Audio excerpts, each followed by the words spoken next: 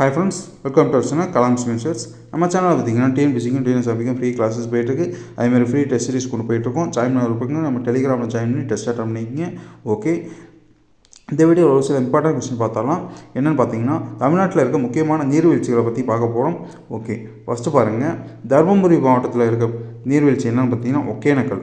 எப்படி பாருங்கள், தருமபுரி மாவட்டத்தில் இருக்க முக்கியமான நீர்வீழ்ச்சி என்னென்னு பார்த்தீங்கன்னா ஒகேனக்கல்.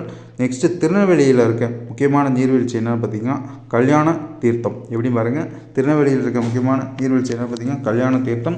தென்காசியை பொறுத்தளவுக்கு பார்த்தீங்கன்னா குற்றாலம். நெக்ஸ்ட்டு பார்த்தீங்கன்னா தேனியை பொறுத்தளவுக்கு பார்த்தீங்கன்னா கும்பக்கரை மற்றும் சுருளி நீர்வீழ்ச்சி தான் பார்த்தீங்கன்னா ரொம்ப முக்கியமாக இருக்குது. நெக்ஸ்ட்டு பார்த்தீங்கன்னா நாமக்கல் பொறுத்தளவுக்கு பார்த்தீங்கன்னா ஆகாய கங்கை நீர்வீழ்ச்சி தான் பார்த்தீங்கன்னா முக்கியமாக இருக்குது நாமக்கல்லில். நம்ம ஆகாயத்தை நோக்கி பார்த்திங்கன்னா கல்லை வீச முடியாது, திருப்படியும் பார்த்திங்கன்னா கீழே தான் வரும், நோட் பண்ணிக்கோங்க. நீலகிரியை பொறுத்தளவுக்கு பார்த்திங்கன்னா எப்படின்னு பாருங்கள், நீலகிரியை பொறுத்தளவுக்கு பார்த்திங்கன்னா கேத்தரின் பைக்காரா இந்த நீர்வீழ்ச்சி பார்த்திங்கன்னா ரொம்ப முக்கியமாக இருக்குது. சேலத்தை பொறுத்தளவுக்கு பார்த்திங்கன்னா கிள்ளியூர். சேலம் பொறுத்தளவுக்கு பார்த்திங்கன்னா முக்கியமான நீர்வீழ்ச்சி என்னன்னு பார்த்திங்கன்னா கிள்ளியூர்.